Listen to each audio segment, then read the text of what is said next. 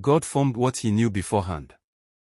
For whom he foreknew, he also predestined to be conformed to the image of his Son. Moreover, whom he predestined, these he also called; whom he called, these he also justified; and whom he justified, these he also glorified. Romans 8 verses 29 to 30.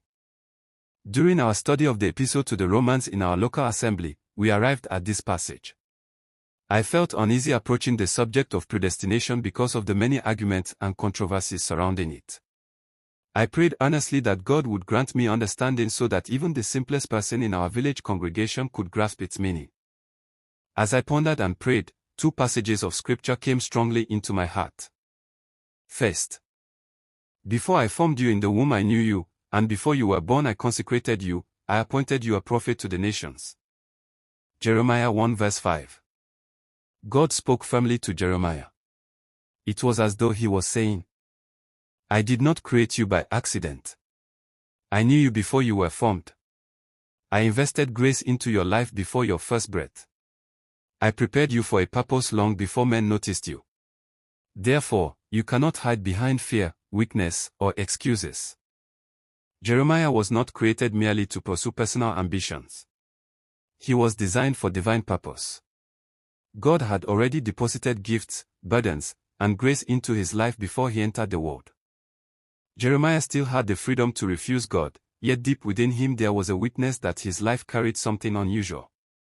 He may not have fully understood it, but heaven knew it. Then God appeared and declared, Before you were formed, I knew you. What a frightening and comforting truth. Before the world saw you, God saw you.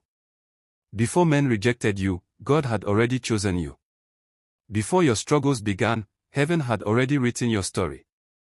You are not an accident. You are not forgotten. You are not empty. You were known beforehand by God. Secondly, but when he who had set me apart before I was born, and called me by his grace, was pleased to reveal his Son in me, Galatians 1 verses 15 to 16. Here was Paul, a man deeply devoted to Judaism and the traditions of his fathers. He hated the message of Jesus and violently persecuted the church. He believed he was defending God, while in reality he was fighting against the very purpose for which he was born. What a tragedy. Paul did not know that he had already been separated by God before birth. Many people today live the same way. They spend their strength chasing applause, traditions, positions, and human approval, while neglecting the very reason heaven sent them into the world. When a person loses sight of divine purpose, men will shape him according to their own desires. Such a person may gain acceptance from society yet lose alignment with eternity. Paul was energetic but empty. Religious but blind. Active but directionless. Until grace found him. This is the mystery. God may know a man beforehand, yet that man still needs grace to walk in God's purpose. Grace keeps a man connected to God's voice amidst the noise of the world. Grace prevents destiny from being wasted. Grace brings a sinner to the cross in surrender. It was grace that made David broken and repentant after his failures. It was grace that made the thief on the cross cry, Jesus, remember me when you come into your kingdom. Luke 23 verse 42. It was grace that sustained Joseph through betrayal, slavery, false accusation, and imprisonment. When Joseph finally understood the hand of God upon his life, he told his brothers, Do not be distressed or angry with yourselves because you sold me here, for God sent me before you to preserve life. Genesis 45 verse 5. What men intended for evil, God had already woven into purpose. Again Joseph said, You meant evil against me, but God meant it for good. Genesis 50 verse 20. What powerful words.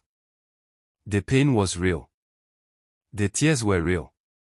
The betrayal was real. But grace was greater than them all. Perhaps you are reading this today and wondering, does God truly love me? Why has my journey been so difficult? Was I created only to suffer? Hear the word of the Lord. For I know the plans I have for you, plans for peace and not for evil, to give you a future and a hope. Jeremiah 29 verse 11. God's original intention for your life is not destruction but hope. Not shame but redemption. Not eternal darkness but life. That is why Jesus came. I have come that they may have life, and that they may have it more abundantly. John 10 verse 10. Beloved, do not allow pain to convince you that God has abandoned you. The God who knew you before you were formed still calls your name today. Perhaps you have wandered far from Him. Perhaps your life has been consumed by fear, sin, pride, bitterness, religion without relationship, or endless struggles. Yet His mercy still speaks. The cross is still open.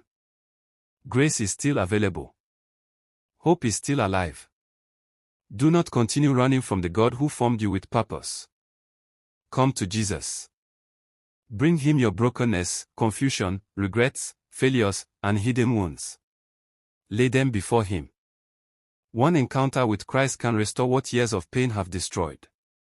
And when the world has finished speaking against you, may heaven still say, I knew you beforehand.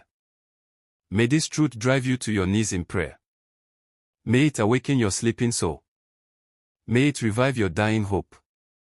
And may you never again live beneath the purpose for which God created you. It is not too late, brother.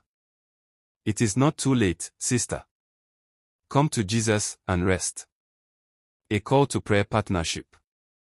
Again I say unto you, that if two of you shall agree on earth as touching anything that they shall ask, it shall be done for them of my Father which is in heaven. For where 2 or 3 are gathered together in my name, there am I in the midst of them. Matthew 18 verses 19 to 20. The church needs watchmen. The nations need intercessors. This is not the hour for spiritual slumber. Will you join me in prayer for revival, holiness, missions, and the advancement of God's kingdom? If you feel led, click the link below. https://chat.whatsapp.com/BHUVYJ4S0XAID6IGX2?mark S=sign CL&PI=IL=4. Peter Abdul-Razaq Oleyinka. A serving missionary, Living Grace Christian Missions, Elora. Mobile phone WhatsApp, +2348066540987. Telephone receiver mobile, +2348028495639 +2290194139130. Email, peterrazaq@yahoo.com. X, formerly Twitter @peterrazaq. LinkedIn, Revd. Peter Oleyinka.